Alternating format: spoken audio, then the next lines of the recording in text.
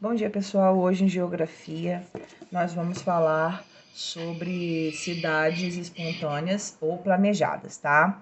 A maioria das cidades brasileiras se formou de maneira espontânea, ou seja, sem planejamento. Então, grifa aí espontânea, que significa sem planejamento, que é o que é importante aí.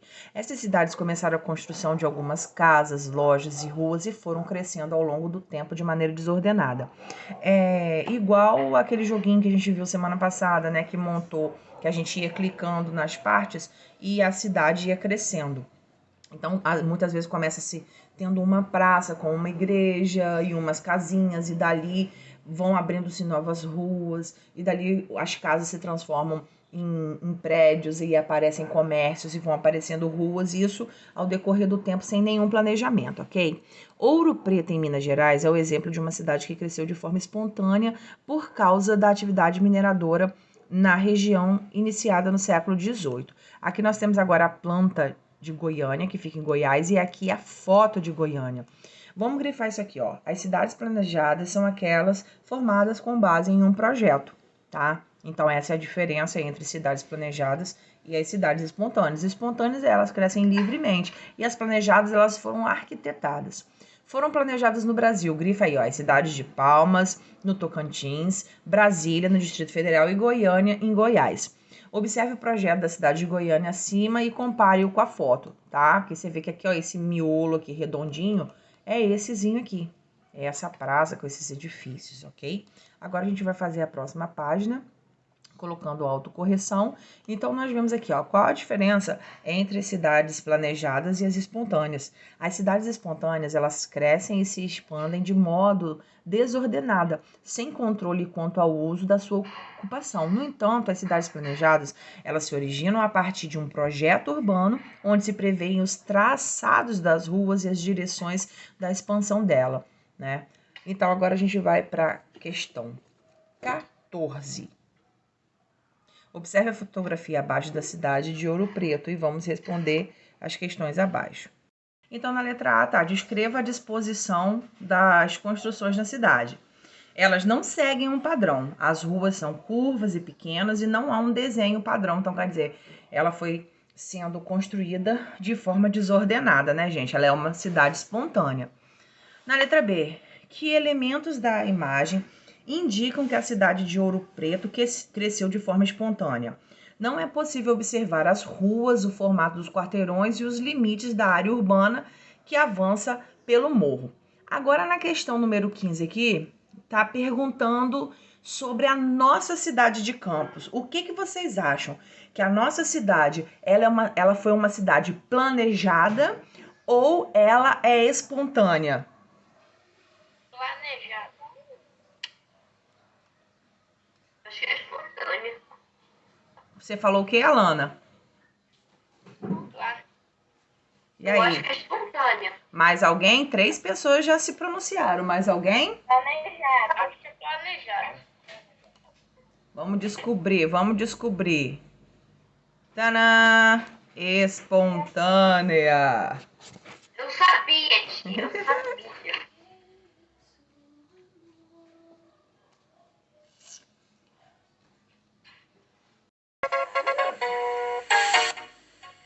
Bom dia, boa tarde ou boa noite. Antes de tudo, eu tenho que dizer que o território brasileiro começou a ser explorado pelos colonizadores portugueses nas áreas próximas ao litoral, onde foram fundados os primeiros povoados e vilas, que no futuro começaram a ser cidades importantes, se tornando até capitais dos estados. Com isso, o interior do nosso país só começou a ser ocupado de forma mais efetiva no decorrer do século XX, mas ainda hoje é menos povoado do que a faixa litorânea. Agora eu irei falar sobre o meu tema, cidades espontâneas e planejadas. Cidades espontâneas são aquelas que surgiram e foram se formando ao decorrer do tempo, sem planejamento de urbanização e sem nenhum preparo para entender a população e suas necessidades. Enquanto cidades planejadas são criadas a partir de projetos detalhados. Essas cidades têm como principal objetivo minimizar problemas comuns ao processo de urbanização. Um exemplo de cidade espontânea é o Rio de Janeiro, que se urbanizou de forma desordenada a partir de 1808, com a chegada da família real. E um outro exemplo é de cidade planejada, a de Salvador, capital da Bahia, fundada em 1549 por Tomé de Souza, o primeiro governador-geral do Brasil. E agora vai a minha pergunta. Espero que vocês consigam resolver, porque pelo que eu vejo é uma pergunta muito simples de ser respondida. É só vocês colocarem no Google e vocês vão achar a resposta. E aí vai a pergunta. Qual foi a primeira cidade planejada do nosso país e em que ano ela foi fundada? Espero que vocês consigam resolver. E se conseguirem resolver, coloca nos comentários do Google Sala de Aula. Tchau. A construção de uma nova capital para o Brasil já estava prevista desde a Constituição de 1891. Nela foi incluído para esse fim um dispositivo que reservava para a União uma área de 14.400 km² no Planalto Central. Mas somente em 1956 é que a construção da nova capital foi aprovada formalmente pelo Congresso Nacional. O presidente Juscelino Kubitschek, determinado a iniciar as obras, promoveu um concurso público para a escolha do projeto urbanístico da cidade. Entre os 26 projetos apresentados, foi selecionado o do urbanista Lúcio Costa. Ele e o arquiteto Oscar Niemeyer, criador das edificações, foram os maiores representantes da arquitetura modernista no país. Vista do alto, a cidade se assemelha a um avião. Em suas asas, sul e norte, localizam-se as áreas residenciais e comerciais. Niemeyer e Lúcio Costa valorizaram os espaços para automóveis e projetaram grandes avenidas em linhas retas, como o eixo monumental e o eixo rodoviário. Brasília é organizada em setores e quadras específicos, como o setor comercial sul, a superquadra sul, o setor hospitalar norte e várias outras áreas de marcante funcionalidade urbanística e arquitetônica. Os pedestres circulam livremente em todas as quadras residenciais. Não há grades em torno dos prédios e a maioria dos blocos tem o térreo vazado. Na cabine do avião, localiza-se a Praça dos Três Poderes, onde estão o Congresso Nacional, o Palácio do Planalto e o Palácio da Justiça. Essas edificações, projetadas por Niemeyer, são mundialmente conhecidas. A construção de Brasília durou 3 anos e causou o deslocamento de uma grande quantidade de trabalhadores de outras regiões para o Planalto Central. Esses trabalhadores pioneiros ficaram conhecidos como candangos. No início de 1957, nos 4 principais alojamentos construídos no meio do cerrado, havia apenas 232 trabalhadores. Em poucos meses, 6 companhias de construção se instalaram ali, empregando aproximadamente 2.500 pessoas. Os contratos com as grandes empreiteiras aumentaram substancialmente os gastos do governo. Por outro lado, a transferência da capital intensificou a povoação da região centro-oeste. Apesar da exaltação geral em torno das obras, muitos não queriam que o Rio de Janeiro deixasse de ser a capital e criticavam a mudança, sugerindo que a intenção do governo era proteger e isolar o núcleo do poder. A inauguração da nova capital ocorreu em 21 de abril de 1960. A data foi escolhida por ser o Dia de Tiradentes, um feriado nacional. Declarada Patrimônio Cultural da Humanidade pela Unesco em 1987, Brasília é o lugar onde é tomada a maior parte das decisões políticas e econômicas que afetam diretamente a vida de todos os brasileiros. Leia abaixo um trecho do livro Anarquistas, Graças a Deus, em que a autora trata o trânsito de automóveis na cidade de São Paulo no início do século XX. Naqueles tempos, a vida em São Paulo era tranquila. Poderia ser ainda mais, não fosse a invasão cada vez maior de automóveis importados circulando pelas ruas das cidades. Grossos tubos, situados nas partes laterais externas dos carros, desprendiam em violentas explosões gases e fumaça escura.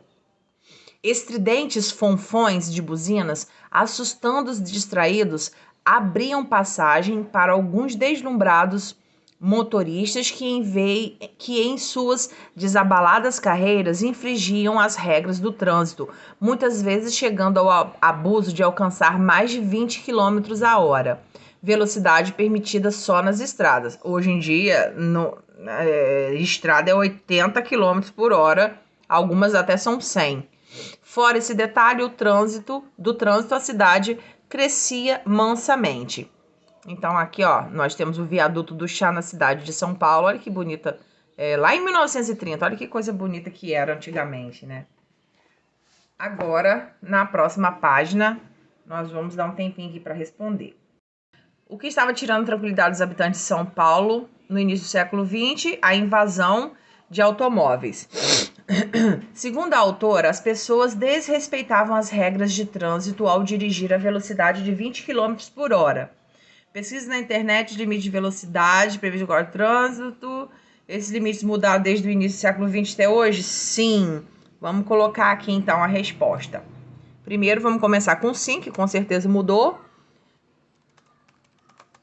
Dependendo do local, atualmente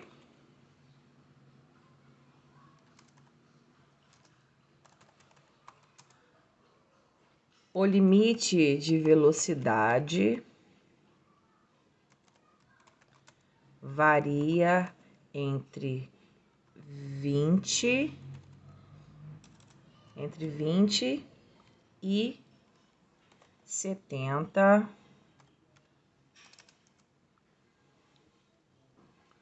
quilômetros por hora. É assim, km/h, tá? Que fica quilômetros por hora nas cidades. Então, isso aí depende muito de cidade, depende muito do local na cidade, ok? E agora, na 3, de acordo com Zélia Gattai, no século XX, a cidade de São Paulo crescia mansamente. Procure um dicionário o significado da palavra manso. Vamos colocar aqui. Alguém imagina o que seja o significado da palavra manso? Manso, mansamente. Isso também, calmo, sereno. Vamos botar entre aspas aqui, né? Sereno.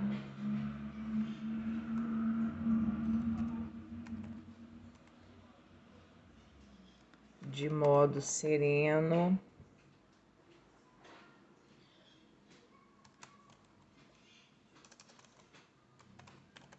Tranquilo.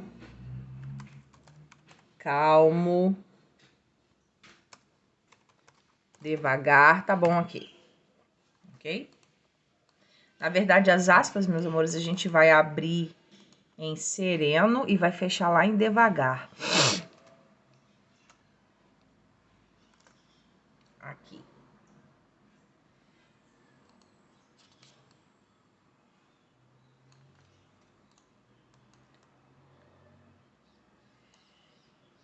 Agora aqui, conhecendo a escritora e fotógrafa. A escritora e fotógrafa Zélia Gattai nasceu em São Paulo em 2 de julho de 1916 e faleceu no dia 17 de maio de 2008 em Salvador, na Bahia. Em 45, ela conheceu o escritor Jorge Amado, com quem se casou poucos meses depois. A partir de então, trabalhou ao lado do marido, escrevendo seus originais e ajudando-os a revisar os seus livros. Dedicou-se também à fotografia. Aos 63 anos de idade, começou a escrever suas memórias. O primeiro livro que ela escreveu foi Anarquistas, Graças a Deus, em 1979. Em 1982, publicou Um Chapéu para a Viagem, sobre sua vida com Jorge Amado e as histórias da família dele. Alguns anos depois, em 87, lançou um livro de fotos do casal chamado Reportagem Incompleta, com fotos feitas por ela. Além desses, ela escreveu outros 7 livros de memórias, 3 livros infantis e um romance. Alguns de seus livros foram traduzidos para o francês, italiano, espanhol, alemão e o russo. Agora a gente vai lá para a próxima página. Relembre o que você estudou. As cidades são diferentes, algumas são muito movimentadas, outras mais tranquilas. Em algumas há pouco espaço sem construções, em outras há bastante espaço e poucos prédios altos. As paisagens das cidades mudam com o tempo e suas funções também podem mudar. As cidades podem ser espontâneas ou planejadas. As cidades têm diferentes funções turísticas, comerciais, industriais, portuárias, entre outras.